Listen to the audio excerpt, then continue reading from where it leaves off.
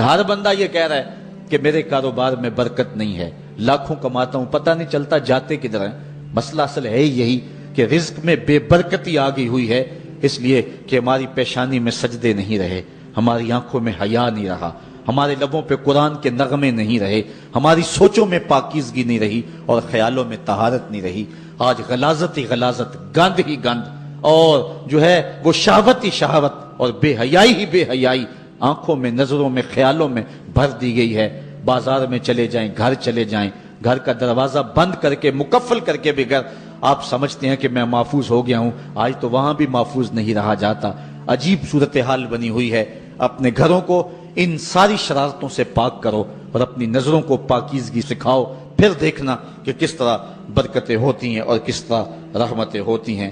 عبادت کے دو مفہوم حضرت امام رازی نے بیان فرمائے ہیں۔ آپ فرماتے ہیں التعظیم لامر اللہ، عبادت کا مفہوم یہ ہے کہ اللہ کے امور کا، اس کے حکم کی تعظیم کی جائے۔ اللہ تعالیٰ جل شانہ کا حکم ہے تو دل جھک جائیں اس کے حضور اور اس کو ہی بڑا جانا جائے۔ اور دوسری بات والشفقۃ علی خلق اللہ، عبادت کا مفہوم یہ ہے کہ مخلوق خدا پر شفقت کی جائے۔ حضرت امام غزالی نے اربعین کے اندر لکھا کہ عبادت کی 10 قسمیں ہیں، ان میں سے پہلی قسم نماز ہے جو عبادات میں سب سے اہم اور سب سے بڑی عبادت ہے۔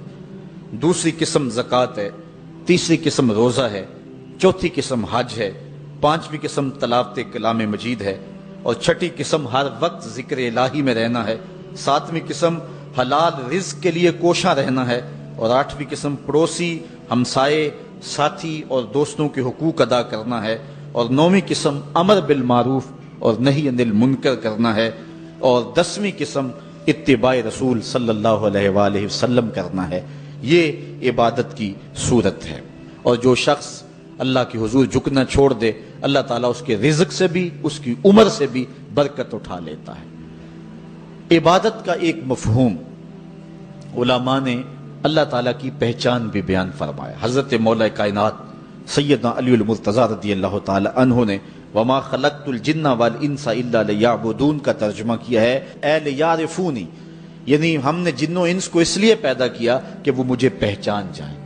اللہ تعالیٰ جل شانہ کی پہچان بندے کے اوپر جو ہے وہ ضروری ہے، اور جو شخص اس دنیا پہ رہ کے رب کی معرفت حاصل نہ کر سکا تو وہ قیامت کے دن بھی نابینا اٹھایا جائے گا۔ اللہ تعالیٰ جل شانہ نے یہ بات قرآن میں واضح طور پہ بیان فرمائی، من کان فی ھذہ اعمی فہو فی الآخرۃ اعمی واضل سبیلا، جو اس دنیا پر اندھا رہا کل قیامت کے دن بھی اندھا ہی اٹھایا جائے گا۔ اس سے ان آنکھوں کی جو ہے وہ بے نوری مراد نہیں ہے، وہ تو حدیث میں آتا ہے جو آنکھوں سے آزمایا گیا کل قیامت کے دن اس کو اللہ جزا دے گا، اس سے دل کی بے نوری مراد ہے۔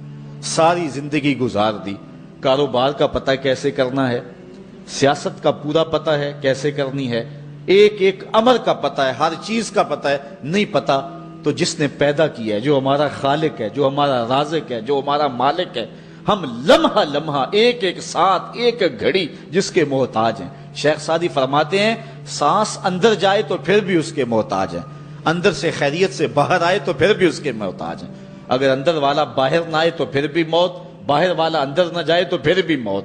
تو ہم ایک سانس میں کئی بار اس کے محتاج ہیں اور لمحہ لمحہ اس کے محتاج ہیں، جو ہماری ہر ضرورت کی کفالت کرنے والا ہے، جو ہمارا خالق بھی ہے، رب بھی ہے، مالک بھی ہے اور ضروریات کا کفیل بھی ہے، اور اس کو ہم نہیں پہچانتے۔ باقی ہر دنیا کی چیز ہمیں آتی ہے، ہمیں ایک ایک چیز سے پتہ ہے، ہمیں اتنا بھی پتہ ہے کہ فلاں کرکٹر نے چوکے کتنے لگائے اور چھکے کتنے لگائے ہیں، اس نے فلاں میچ میں سینچریاں کتنی کی ہیں، ہمیں اتنی تفصیلات کا علم ہے، ایک ایک شخص کے بارے میں ہمیں پتہ ہے، لیکن نہیں پتہ تو اس کا نہیں پتہ جو ہماری شاہ رگ سے بھی نیڑے رہتا ہے، جو ہمارے دلوں کے قریب رہتا ہے، جس نے ہمیں زندگی کی بہاریں اور زندگی کا جمال دیا۔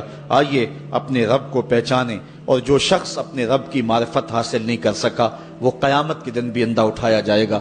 اللہ تعالیٰ جل شانہ نے محبوب علیہ الصلوۃ والسلام کے سینے پہ اترنے والی اس کتاب میں اس بات کو اعلانیہ طور پر واضح بیان فرمایا گیا۔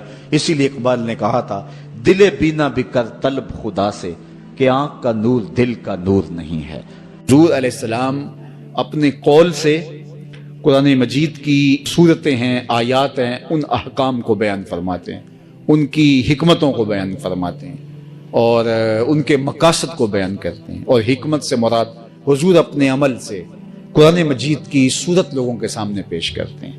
حضور کی سنت سے پتہ چلتا ہے کہ قرآن کیا چاہ رہا ہے۔ جو ام المومنین نے کہا تھا سیدہ عائشہ رضی اللہ تعالیٰ عنہ نے، کان خلقہ القرآن، اگر آپ نے حضور کی سیرت کو دیکھنا ہے تو قرآن کھول کے بیٹھ جاؤ۔ قرآن تھیوری ہے تو اس کا پریکٹیکل حضور علیہ السلام کی سیرت طیبہ ہے۔ اور ایک معنی یہ ہے کہ حکمت سے مراد حکمت دین ہے، دانائی ہے، چونکہ خالی علم بعض اوقات نفع نہیں دیتا۔ یک سے علم را دام نقل بائد، شیخ سعدی نے لکھا یک سے علم کے لیے، ایک سے علم کے لیے 10 من عقل چاہیے۔ پڑھا تو عزازیل بھی بہت تھا، لیکن اس کی دلیلیں اس کو الٹ سمت لے گئیں۔ جب اللہ نے کہا کہ تو نے میرے شاہکار کو سجدہ نہیں کیا جب میں نے حکم دیا ہے، تو اس نے اس پر کوئی معذرت کرنے کے بجائے الٹا دلیلیں دینا شروع کر دیں۔ آنا خیر منہ، میں بہتر ہوں، خلقتنی من نار و خلقتہ من طین، تو نے مجھے آگ سے بنایا ہے اور اس کو تو نے مٹی سے بنایا ہے۔ آگ اور مٹی کی فطرت میں فرق ہے، آگ کو جلائیں تو وہ اوپر کو اٹھتی ہے، اور مٹی کو اوپر بھی پھینکے تو وہ نیچے آ جاتی ہے۔ تو لہٰذا آگ افضل ہے، مٹی مفضول ہے، تو افضل مفضول کو سجدہ کیسے کرے؟ تو یہ باقاعدہ ایک دلیل لے کے رب کے سامنے کھڑا ہو گیا۔ اگر اللہ چاہتا تو اس کی دلیل کے بخی ادھیڑ کے رکھ دیتا، لیکن قرآن پڑھو، اللہ نے اس کی دلیل پر بات ہی نہیں کی، بلکہ کہا فخرج، نکل جا میرے دربار سے۔ اس نے کہا مجھے مہلت چاہیے، کہا قیامت تک مہلت دیتا ہوں، نکل جا میرے دربار سے، اور اس کے اوپر لعنت مسلط کر دی۔ اب وہ اس کے پاس علم تو تھا، لیکن وہ علم جو ہے وہ اس کے نفس کی ترویج کا اور نفس کی تسکین کا سبب ہو گیا۔ اس لیے رومی نے کہا تھا علم را بر تن زنی مارے بود، علم را بر جان زنی یارے بود۔ علم کو اگر اپنی روح کے لیے آپ استعمال کریں گے تو وہ آپ کا گہرا یار بن جائے گا، اور اگر اس کو تن پروری کے لیے تو یہ سانپ بن جائے گا۔ تو اس لیے حکمت دین سے آگاہ ہونا یہ بہت اہم اور بہت ضروری بات ہے۔ تو ایک علم اور دوسری طرف حکمت۔ ہم نے دیکھا ہے کہ بعض اوقات علم سے نا آشنائی گمراہی کی طرف لے جاتی ہے، اور دوسری جانب علم حکمت سے خالی ہو تو تکبر، رعونت اور غرور کی طرف لے جاتا ہے۔ اس لیے یہ دونوں چیزیں لازم و ملزوم ہیں، علم بھی اور جو ہے وہ حکمت بھی۔